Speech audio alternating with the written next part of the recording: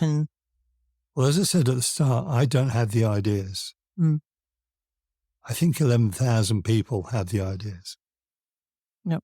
But you allow it. Yeah. You open the flower and let them come out. Well, it makes my job easier. And it makes their job easier. And to be honest, it is their family. So our nurses and our other staff spend more time with each other than they probably do with their own family, with their husbands and wives and children. And so it's important that they can really enjoy where they are. Yeah. And that's what we try to encourage. Do you have social events that nurses can attend or staff can attend, but mainly nurses who are on the forefront there, putting their hands in poo and dealing with difficult patients, where they can just let off a bit of steam before they go home or just take the pressure off a little bit? So I think if you go back to the old days when I was a lad, you'd have the hospital ball and you'd have the variety show and all of that stuff. But I think that's changed in society as well as in healthcare. So that doesn't exist any longer.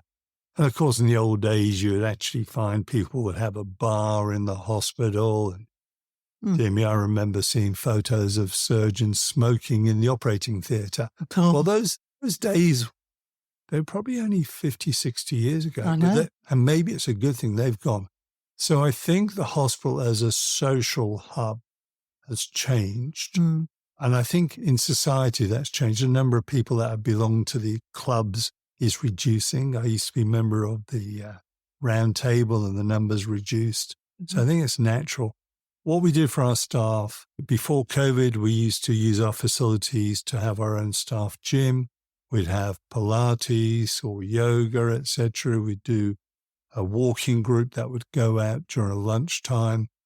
But in healthcare, a lot of people are on different hours of different shifts, so it's really hard to accommodate and allow them to get together.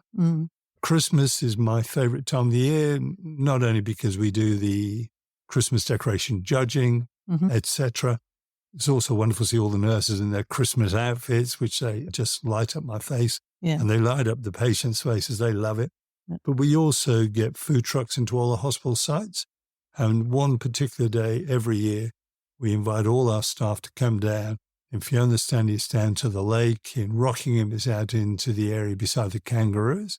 And we just give them food trucks, soft drink, but they can congregate together and mix up. And the nice thing is seeing them bringing down their little trolleys to take food back for their colleagues who couldn't get down. And again, it's that team kind of approach. Yeah, camaraderie, isn't it? And then at night time for the night shift, again, we take boxes around, food boxes. Because otherwise they always get forgotten. Have you been a patient?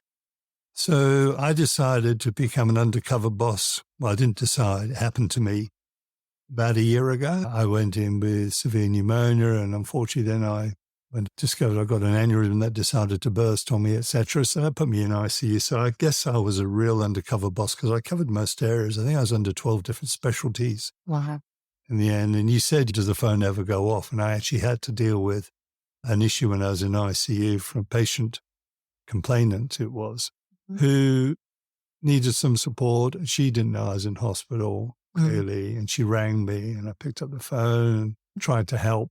But the staff were incredible. And I don't think it was just because I was the chief exec, because I watched what they're like with all the other patients. So from when I was in ICU, the next room beside me, they had a heart transplant came in at 10 p.m. at night into the ICU.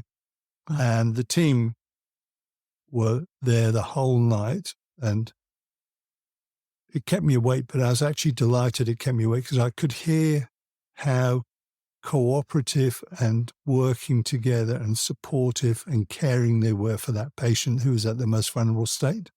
And that just kind of filled me with kind of joy. And then equally when I was on another ward, I saw a nurse trying to encourage somebody with an alcohol problem back into the room, not to leave to go to the bottle shop because it was now open. It was 10 a.m. Really in a compassionate way. And a lot of people might say, well, it's their own choice. It's their own stupid fault. She was there saying, you know, it's not going to be good for you. Come on, let me help you back.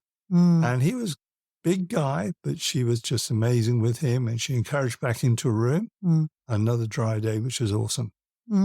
That's awesome for him. I've been a patient also at Fiona Stanley, and I have to say the nurses are fantastic.